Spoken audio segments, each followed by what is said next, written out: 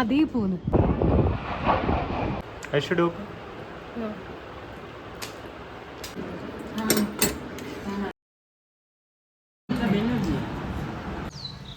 Hello guys, അപ്പോൾ ഗുജറാത്തിൽ നിന്നുള്ള എൻ്റെ മൂന്നാമത്തെ വ്ളോഗിലേക്ക് സ്വാഗതം.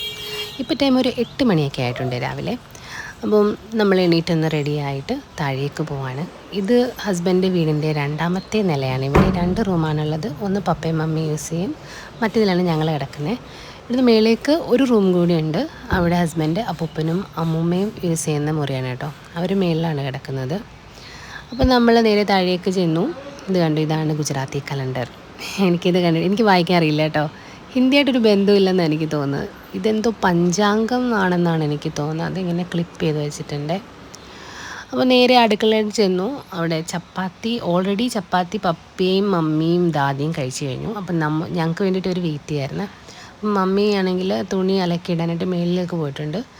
അത് കഴിഞ്ഞിട്ട് നമ്മൾ ചപ്പാത്തി ഉണ്ടാക്കി കഴിക്കുന്നതാണ് ഗൈസ്. അപ്പോഴേക്കും ഞാൻ ചായയൊക്കെ എന്നിരട്ടെ. മാത്രമല്ല എനിക്കിനി ഫ്ലോർ ഒന്ന് വൃത്തിയാക്കാനുണ്ട്. അപ്പോൾ ഞാൻ തൂക്കാനായിട്ട് തുടങ്ങിയപ്പോഴത്തേക്ക് ഒരാൾ എന്നെ ഹെൽപ്പ് ചെയ്യാൻ വേണ്ടിയിട്ട് ചൂല് മേടിച്ച് തൂക്കുവാണ്. അപ്പോൾ ഇത് കഴിഞ്ഞിട്ട് നമ്മൾ ഈ ഫ്ലോറൊക്കെ തുടയ്ക്കും. ഇവരെന്നും ഫ്ലോർ തുടയ്ക്കും കേട്ടോ. 3 നിലയിലെയും ഫ്ലോറ് ഇവരെന്നും രാവിലെ തുടയ്ക്കാറുണ്ട്. അപ്പോൾ ഞങ്ങൾ നാട്ടിൽ നിന്ന് വന്നപ്പോൾ ഒരു ചക്ക കൊണ്ടുവന്നിട്ടുണ്ട്. എൻ്റെ കുഞ്ഞമ്മ തന്ന ചക്കയാണ് കേട്ടോ. കുഞ്ഞമ്മയുടെ വീട്ടിലെ ചക്കയാണ്. 2 എണ്ണം കൊണ്ടുവന്നു. പക്ഷേ കൊണ്ടുവരാനുള്ള ബുദ്ധിമുട്ട് കൊണ്ട് ഞങ്ങൾ ഒരെണ്ണം മാത്രമേ എടുത്തുള്ളൂ. അപ്പോൾ ഇവർക്ക് ഈ ചക്ക മുറിക്കാനൊന്നും അറിയത്തില്ല. അപ്പോൾ ഞാൻ തന്നെ അത് മുറിച്ചു ഗൈസ്. എന്തായാലും നന്നായിട്ട് പഴുത്തിട്ടുണ്ട്. ഗൈസ് നോക്ക്, ഇതാണ് വെറാവ്. ഇവിടെയാണ് എൻ്റെ ഹസ്ബൻഡ് വീട്. ആണോ, ഇതൊക്കെ ചെടികളും മരങ്ങളൊക്കെ കുറവാണ് കേട്ടോ.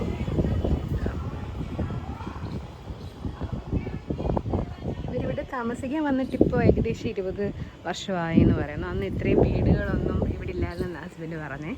അതിനുശേഷമാണ് ഇത്രയും വീടുകളൊക്കെ വന്നത്. ഇപ്പോൾ അടുത്തടുത്തൊക്കെ അങ്ങ് വീടാണ്. സ്പേസ് വളരെ കുറവാണ്.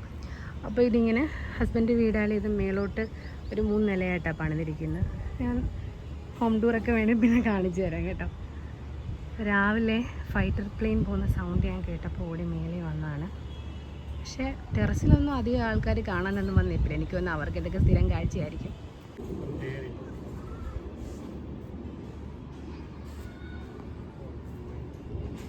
ഇതെല്ലാം പപ്പയുടെ ചെടി കളക്ഷൻസാണ് കേട്ടോ.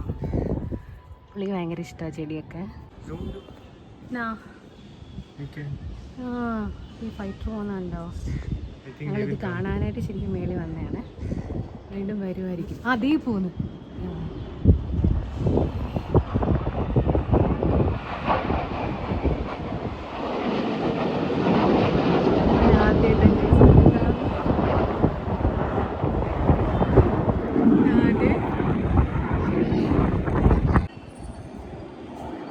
വീണ്ടും പ്ലെയിൻ വരുന്നുണ്ട്. പക്ഷെ കാണാൻ പറ്റുന്നില്ല ഗൈസ്. അതുവഴി ഇതുവഴി പോകുന്നു. അതേ പോണം. നിങ്ങൾക്ക് കാണാൻ പറ്റുന്നുണ്ടോ? സൗണ്ട് കേൾക്കായിരിക്കും അല്ലേ?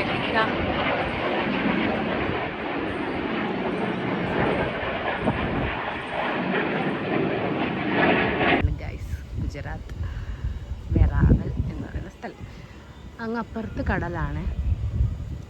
പിന്നെ അങ്ങോട്ട് മാറി ഒരു റയോൺ ഫാക്ടറിയൊക്കെ ഉണ്ട്. ഒരു കുറച്ച് കഴിയുമ്പോഴത്തേക്ക് വന്ന് പുകയൊക്കെ മേലോട്ട് പോകാനായിട്ട് കാണാം. ശരി, ഞാൻ എന്തായാലും താഴോട്ട് ഇറങ്ങിക്കോട്ടെ. അങ്ങനെ മോളിൽ നിന്ന് ഞാൻ താഴെ ഇറങ്ങി വന്നു. അപ്പോഴത്തേക്ക് ലഞ്ചിനുള്ള കാര്യങ്ങളൊക്കെ ഇവർ തുടങ്ങിക്കഴിഞ്ഞു. അപ്പോൾ എന്താണ് ലഞ്ചിന് കഴിക്കാനെന്ന് ചോദിച്ചപ്പോൾ പറഞ്ഞു പാവ് ബജിയാണെന്ന്. പാവ് ബജി ഈ ടൈമിൽ ഉണ്ടാക്കുന്നതിൻ്റെ കാരണം എന്താണെന്ന് വെച്ചാൽ ഹസ്ബൻഡിൻ്റെ യങ്ങർ ബ്രദർ വന്നിട്ടുണ്ട്. ഞാൻ വന്നതിന് പ്രകാരം അവൻ 2 ദിവസത്തേക്ക് വന്നതാണ് കേട്ടോ. അപ്പോൾ അവന് ഉച്ചയ്ക്ക് പാവ് ബജി വേണമെന്ന് പറഞ്ഞു. വൈകുന്നേരം അവന് ദോശ മതി എന്ന് പറഞ്ഞു. അപ്പോൾ എന്നോട് പറഞ്ഞു, ബാപ്പി എനിക്ക് ദോശ ഉണ്ടാക്കി തരുമോ? അപ്പോൾ വൈകുന്നേരം ദോശയും ഉച്ചയ്ക്ക് അവന് പാവ് ബജി വേണമെന്ന് പറഞ്ഞുകൊണ്ട് പാവ് ബജി ഉണ്ടാക്കുകയാണ്. അപ്പോൾ ഇതെന്താണെന്ന് മനസ്സിലായോ? ഇതാണ് ഉലുവയുടെ ഇല. ഇവരിങ്ങനെ അരിഞ്ഞിത് ഫ്രിഡ്ജിൽ വെക്കും. എന്നിട്ട് ഇവരൊരു തേപ്ല എന്ന് പറഞ്ഞിട്ടൊരു ചപ്പാത്തി പോലൊരു സംഭവമുണ്ട്. അത് ഗുജറാത്തികളുടെ ഒരു ഫേവറേറ്റ് ബ്രേക്ക്ഫാസ്റ്റ് എന്നൊക്കെ പറയാം. അവർ ഇങ്ങനെ ട്രെയിനിലൊക്കെ പോകുമ്പോഴും അവരത് കൊണ്ടുപോകാറുണ്ട്. കാരണം ഇത് പെട്ടെന്ന് ചീത്തയാവത്തില്ല. അപ്പോൾ അതിനകത്ത് ഇടാനായിട്ടുള്ളതാണ് ഈ ഒരു ഉലുവയുടെ ഇല. ഇതിന് ഉണങ്ങിയത് നിങ്ങൾ കണ്ടിട്ടുണ്ടാവും, കസൂരി മേത്തി. അപ്പോൾ കിച്ചണിൽ വന്ന് നോക്കിയപ്പോഴത്തേക്ക് ഞാൻ അല്പം ലേറ്റായി പോയി ഗൈസ്. ഇത് നമ്മുടെ ഗ്രീൻ പീസ് ഇല്ലേ, അത് ഒറിജിനൽ ആ പയറിൽ നിന്ന് തന്നെ ഇളക്കി എടുത്തതാണ് കേട്ടോ. അതെനിക്ക് കാണാൻ പറ്റിയില്ല, ഞാൻ വന്നപ്പോഴത്തേക്ക് അതൊക്കെ അവർ ചെയ്ത് കഴിഞ്ഞു. അപ്പോൾ വെജിറ്റബിൾസൊക്കെ വേവിക്കാനായിട്ട് വെച്ചിട്ടുണ്ട്. ഓക്കെ ഗൈസ്, അപ്പം ഞാനത് മാഷ് ചെയ്യാൻ പോകണത്. മാഷ് റെഡി തന്നിട്ടുണ്ട്, മാഷ് ചെയ്ത്. അപ്പോൾ ഇതിനകത്ത് യൂസ് ചെയ്തിരിക്കുന്ന വെജിറ്റബിൾസ് വഴുതനങ്ങ ഉണ്ട്, കോളിഫ്ലവർ, പൊട്ടറ്റോ. അപ്പോൾ ഇത്രയും നന്നായിട്ടൊന്ന് ഉപ്പിട്ട് വേവിച്ചതാണ്. അതൊന്ന് മാഷ് ചെയ്തെടുക്കാം.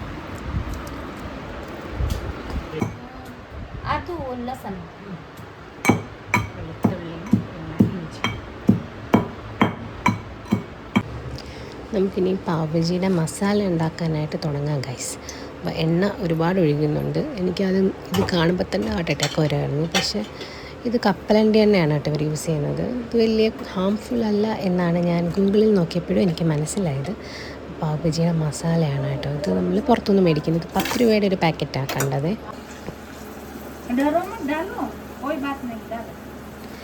ഈ സാധനം പൊട്ടിത്തെറിക്കും ഗൈസ് തിളച്ച എണ്ണയിലേക്ക് ഇടുമ്പോൾ. മുമ്പ് എനിക്കിത് എക്സ്പീരിയൻസ് ഉണ്ട്, എനിക്ക് പേടിയാണ്. നമ്മുടെ പോപ്കോൺ പൊട്ടുന്നത് പോലുള്ള സൗണ്ട്.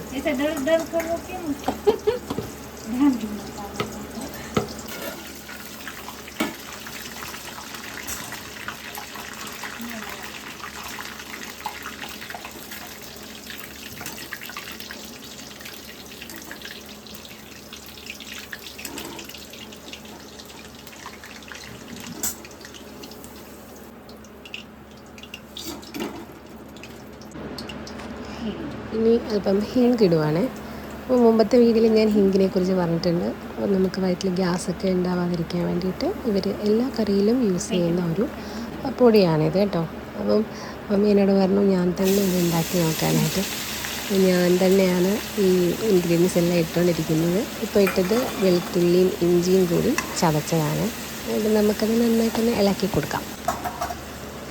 ഇനി അതിലേക്ക് നമ്മൾ ചോപ്പ് ചെയ്ത് വെച്ചിരിക്കുന്ന സവാള ഇട്ട് കൊടുക്കുകയാണ്.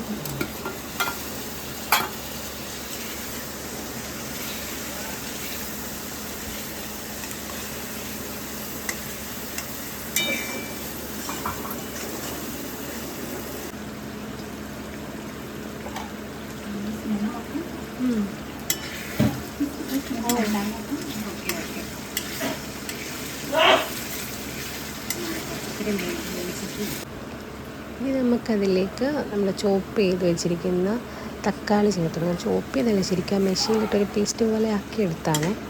അതും കൂടി ചേർത്ത് കൊടുക്കുന്നുണ്ട്.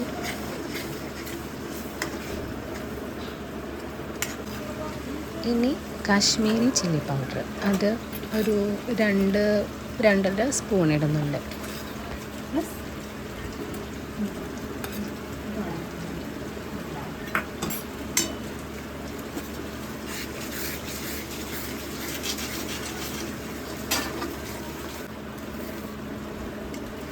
ഇനി നമുക്ക് ഞാൻ മുമ്പേ കാണിച്ച ആ മസാലയില്ലേ, അത് നമുക്കിട്ട് കൊടുക്കാം. ആദ്യം ഒരു പാക്കറ്റാണ് ഇട്ടത്. അപ്പോൾ അതിനൊരു ഫ്ലേവർ പോരാ എന്ന് പറഞ്ഞിട്ട് ഞങ്ങൾ രണ്ടാമത്തെ പാക്കറ്റും കൂടെ ഇട്ടു. കാരണം നമ്മൾ കുറച്ചേറെ ക്വാണ്ടിറ്റി ഉണ്ടാക്കുന്നുണ്ട് ഇവിടെ.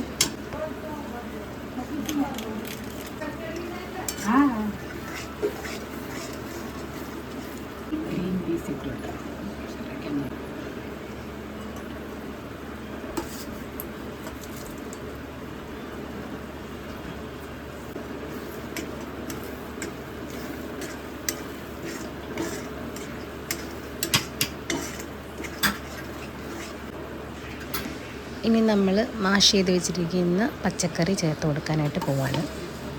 നമ്മൾ ഉപ്പിട്ട് വേവിച്ച പച്ചക്കറിയാണ്. അപ്പോൾ അതനുസരിച്ചുള്ള ഉപ്പേ നമ്മൾ ആ മസാല ഉണ്ടാക്കിയപ്പോൾ ചേർത്തിട്ടുള്ളൂ കേട്ടോ.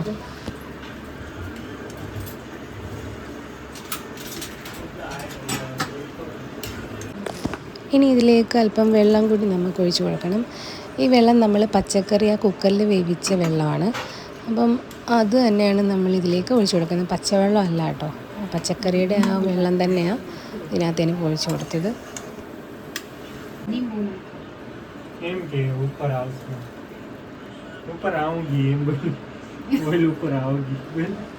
ഇപ്പം ഞാൻ അതിലേക്ക് നാരങ്ങ പിഴിഞ്ഞൊഴിച്ചു. ഒരു 2-2.5 നാരങ്ങ പിഴിഞ്ഞൊഴിച്ചിട്ടുണ്ട്. ഇതിനിടയ്ക്ക് അവരെന്നെ ഗുജറാത്തി കൂടെ പഠിപ്പിക്കുന്നതാണ് നിങ്ങൾ കേട്ടത് കേട്ടോ. അങ്ങനെ നമ്മുടെ പാവ് ബജി മസാല റെഡിയായി. ഇനി അതിലേക്ക് അല്പം മല്ലിയില കൂടി ഒന്ന് തൂക്കി കൊടുക്കാവേ.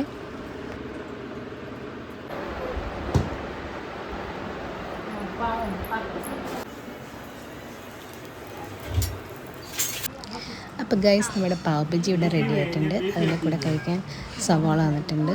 നമുക്ക് നാരങ്ങയും കൂടി എടുക്കാം, പക്ഷേ കറിയിൽ നല്ലപോലെ നാരങ്ങ ചേർത്തിട്ടുള്ളതുകൊണ്ട് അത് ഞാൻ എടുത്തിട്ടില്ല. പിന്നെ ബട്ടർ വെക്കാം.